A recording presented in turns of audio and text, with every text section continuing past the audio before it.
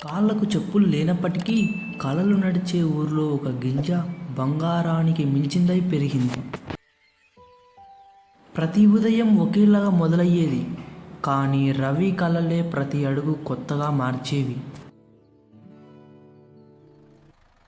గ్రామం రెండవ చివరిలో వెలుగు కారులో నడిచేది సంపద. క్లాస్లో కలలని బహిరంగ మాట్లాడే రోజు, కానీ అన్ని కలలు కొత్త చెప్పులలో ఉండవు. డ్రోన్లు, డేటాతో భవిష్యత్తును రాసినవారు గర్వంగా మాట్లాడారు. కానీ ఒక చిన్న గింజ తాతల తరాన్ని, గౌరవాన్ని మోసుకెళ్తుంది. రెండు లోకాల్లో నుండి ఇద్దరూ ఒకే దారిపై నడిచారు. కొన్ని విషయాలు కొనలేవు, వాన వాసనలతో వచ్చే కథల్ని మరవలేం.